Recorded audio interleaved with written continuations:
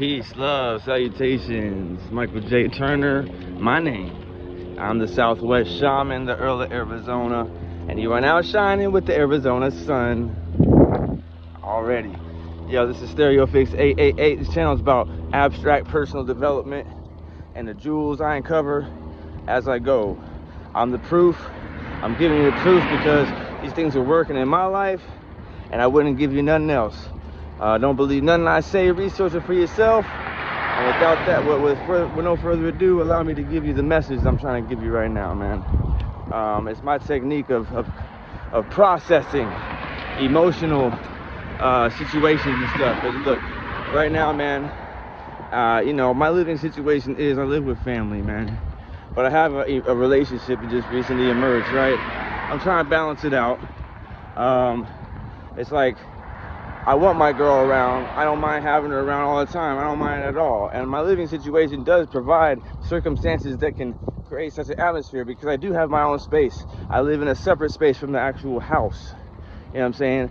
But for some reason, my family, a specific individual, actually, feels as though she's there too much and I'm moving too fast. I know that, and this is the bottom line, they're basing it off of what they recall from my previous relationship experiences, right? And it's kind of fucked up, but what I did learn, if nothing else, from my previous relationship experiences is that you got to keep family out of it. You got to keep family's influence out of it, and you have to walk your own path, right?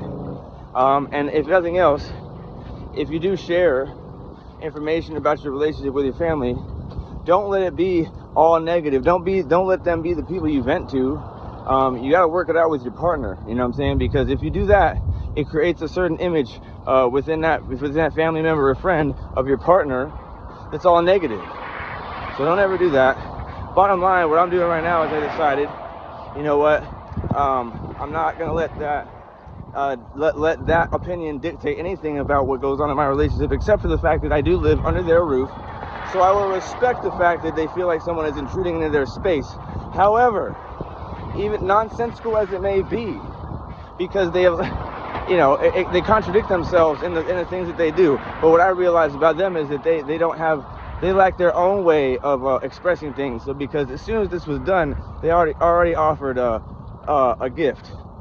And I know how this person operates. That's how they try to make amends without actually apologizing or verbally affirming that they kind of made a mistake there, right?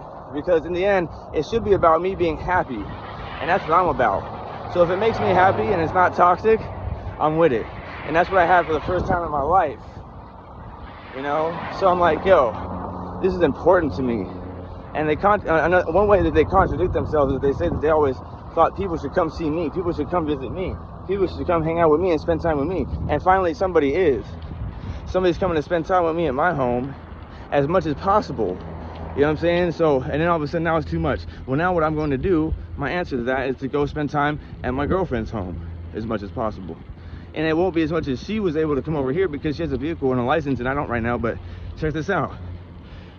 The difference will be felt and balance will be achieved because actions are what's necessary right now and not words. And but the bottom line is, what this video is really about is how I process that information. And upon reflection, I realized that I've used this technique many times. That technique is to not fucking go crazy, just take a nap. You know, take a nap on it, and you kind of reflect on it, say your piece, and don't say nothing crazy. Only stick to the facts, and then take a nap and give it some time. Because for me, it's hard to stay awake and not kind of brood over it a little bit and be fucked up. So for me, I realized that taking a nap or taking a shower will give you the necessary detachment from the situation to come back, reflect, and get a better perspective and make a positive decision on how to respond. Because what we're looking for in these situations is always responses and not reactions. You know what I'm saying? Responses and not reactions. Reactions are the first thing, the instantaneous thing, and responses are what you do when you actually contemplate and think about what you're going to do and then do first. It's the difference between first degree and second degree murder, you know, because you're not responsible for your second thought, or you're not responsible for your first thought. Your first instant reaction. You're responsible for your response, which is your second thought. With that, it's the Southwest Shaman, Michael J. Turner, the Arizona Sun. Like and subscribe. Peace.